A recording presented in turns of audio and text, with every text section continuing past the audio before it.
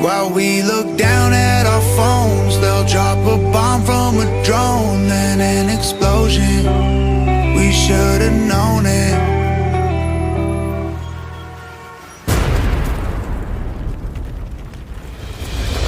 We stood on top of mountains, we've been to space before. We had our dogs and houses, we dug up dinosaurs. We built those bombs are dropping, we fought in all their wars. Now that the skies... Just when you think this world could not get any weirder, well, this world does exactly what it always does not let us down, and it gets much, much, far, far weirder and fast. I'm sure by now you are all very, very, very much aware as to what is going on down at the Texas border, as 25 states are now supporting Governor Abbott's decision to protect the border that the Biden administration seems to not be able to do. And I believe at this point now there are 14 states that have sent down troops, law enforcement, and their National Guard. Talk about a plot twist, yo. Did not see this one coming, not for miles. It seems somebody else wants to go down there and support Texas. A very unlikely alliance that not only has my jaw on the floor and me scratching my curly-headed noggin, but in about 0.2 seconds, it's going to have you doing the exact same thing as well. Check it out. Okay. Russia wants to help Texas. Russia lawmaker offers to help Texas get independence from the U.S. Oh my. Plot twist. Script has been officially flipped. On Saturday, Mironov, the leader of Faction A, Just Russia, for Truth in the Russian legislature, wrote on X, formerly Twitter, "In the conflict between Texas and the United States, I am on the side of the state. At least Texas does not interfere in the affairs of other countries. If necessary, we are ready to help with the independence referendum. And of course, we will recognize the People's Republic of Texas if there is one. Good luck, we're with you." I said, huh? A U.S. Department of State spokesperson told Newsweek via email on Sunday, "The Kremlin is trying in the most obvious way to concoct a false narrative that will sow division in our country. We hope people see this narrative for what it is. Standard Kremlin nonsense." Spokesperson's words, not mine. Late last month, Julia Davis, founder of the Russian media monitor watchdog group, shared a clip on X of Sergei Markov, a notably pro-Putin political scientist and former advisor to the Russian leader, suggesting on a Russian state-run media broadcast that a civil war in the U.S. would not only be good for Russia in its war with Ukraine, but good for the world. Ooh. Well, now it seems things are just getting, awkward. When you got Russia offering Texas their personal... I can't. When you got Russia offering Texas their support and that they will stand with Texas as Texas stands against the Biden administration, those are not words I ever expected to ever come out of this mouth in this lifetime. And to be quite frank, I'm not even certain as to who this person is or what exactly their role is, if they even have the authority to offer this type of aid and defense and backup. But I just thought this was definitely news my beautiful American friends and family should know. And on that note, I will also make this very, very clear. 25 states are backing Texas. The majority of these states, if not all of the states, are Republican. On Thursday, 25 Republican governors backed Abbott and Texas's constitutional authority to defend and protect itself against what he has referred to as migrant invasion of his state. Some believe the situation is escalating towards a civil war. The joint statement by the conservative governors reads, "We stand in solidarity with our fellow governor, Greg Abbott, and the state of Texas in utilizing every tool and strategy, including razor wire fences, to secure the border. We do it in part because the Biden administration is refusing to enforce immigration laws already on the books and is illegally allowing mass parole across America of migrants who entered our country illegally."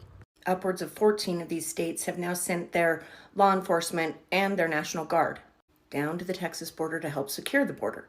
The 14 states that have already and are currently deploying some of their National Guard and police officers down to the Texas border are Arkansas, Iowa, North Dakota, Ohio, South Carolina, South Dakota, Idaho, Florida, Mississippi, Oklahoma, Virginia, West Virginia, Tennessee, and Nebraska. In regards to Virginia's backing of Texas, Christian Martinez, spokesperson for Youngskin, told Newsweek via email on Thursday that the state has deployed approximately 100 soldiers and airmen to Texas. It stems from an executive order issued by Youngskin last May. The Biden administration's inability to secure our southern border has turned every state into a border state. The southern border has experienced tremendous challenges with human trafficking, smug trafficking, and the flow of people and threats to national security, Martinez says. In regards to South Dakota, Her office told Newsweek that she deployed 500 South Dakota National Guard soldiers last summer, and more may be on their way. I'm willing to send National Guard down there to stand alongside them, Noemi told Hannity. I want it to be different arrangements this time. If we're going to enforce Texas law, and if I'm going to have the ability to use these soldiers in a way that's effective, that will be absolutely fantastic. North Dakota currently has approximately 125 soldiers from the 817th Engineer Company deployed at the southern border on Title X mobilization. A spokesperson for North Dakota Governor Doug Burgum told Newsweek. They were sent in response to Texas's Emergency Management Assistance Compact. Neighbor to the north originally sent approximately 100 members of the Wahpeton-based 188th Engineer Company last August, serving a 30-day mission as part of a joint operation between the Texas Department of Public Safety and Texas military. A spokesperson for Nebraska Governor Jim Pillen referred Newsweek to his past deployments, including 10 state troopers to the Texas border last May. Another 61 Nebraska Army National Guard soldiers were stationed at the Texas border between August 2nd and September 1st. Oklahoma Governor Kevin Stitt, one of the 25 who signed the letter, told Newsmax on Thursday, right now you've got the federal agents who are cutting the wire, and then you've got the Texas National Guard on orders to put up the wire. This is a powder keg worth of tension. It's a very weird situation. We certainly stand with Texas on the right to defend themselves. Idaho plans to send 2 more teams of Idaho State Police troopers to Texas. We have previously sent 3 teams of Idaho State Police troopers to the border. Governor Little sent a team of 5 ISP troopers to Arizona for 3 weeks, and Oklahoma governor will send National Guard troops to support Texas. Another move that has the entire world all abuzz, especially Americans, is the fact that the United States Army has now deployed multiple tanks down to the Texas border, down to the southern border for what they are claiming to be just exercises that they will be doing later this week. Guys, be careful. Remember this. Out of all of the American states that there are, Texas, hands down by far, they can take care of themselves. And the very, very real fact that the threats, well, guys, they're already here. As we saw early last week of an actual terrorist organization, Islamic terrorist organization leader, was found on the United States soil making very obvious threats. I shared a video about him last week, but he claimed, if you don't know my name by now, you will very, very soon. This was last week. You are really not smart enough to know who I am. But soon you're gonna know who I am. Well, he was not wrong, but I'm sure that was not what he meant when he said, soon you will know who I am. But the internet did all the interneting, and they found him. Could the person that told me you are not smart enough to know who I am be Matsum Samadov, the head of an Islamic party of, I can't say that, but a terrorist leader? And he just served 12 years in prison and was released January 2023. He was just released last year from doing 12 years in prison for, well, terrorism, trying to overthrow a government, and crimes involving illegal pew-pew stuff. So guys, the threat is already here. Millions of immigrants have come over that wide open border in just the past few years alone. And I know hands down, I am by far not the only person that has noticed that these immigrants that are flooding our borders in record numbers just in the past few days, weeks, and the past month alone, they are lacking 2 things: women and children.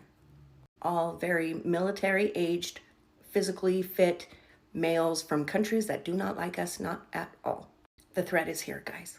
And if all of our states, especially the red states, have no National Guard to protect them and are sending their military and their police officers down to the border to protect and to help Abbott in his defense of the border, who will be left to protect those people of those states? Guys, know one thing. Nothing we are ever told is the truth. Nothing is ever what it seems. And by helping to secure that southern border, by sending multiple states, National Guards and police officers, we are now leaving multiple states very vulnerable from, well, threats from within. Very real threats that, by all accounts, my friends, are already there. So be safe, be cautious, always, always be aware of your surroundings and protecting your home, and always be prepared. I feel like something fishy is going on. And there is a reason that they knew, and they are allowing all of these states to send so much defense that the state needs itself down to the southern border right now. It is a much bigger plan, guys. And if you stand back and you look down and you realize one thing, it is playing out exactly how they were expecting Americans to react and how they were hoping Americans would react as well, by sending all of their defense to the southern border. Things are never as they seem. And my friends, my beautiful friends, the threat is already here.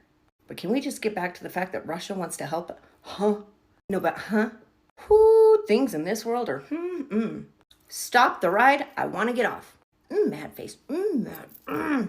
That's it. I'm done. That is the news for today. There's also something else that is weighing very heavy on my heart that I feel I need to make this point before I do go. Guys, if you are down at that southern border as an American citizen and you have protection, please, please be very careful.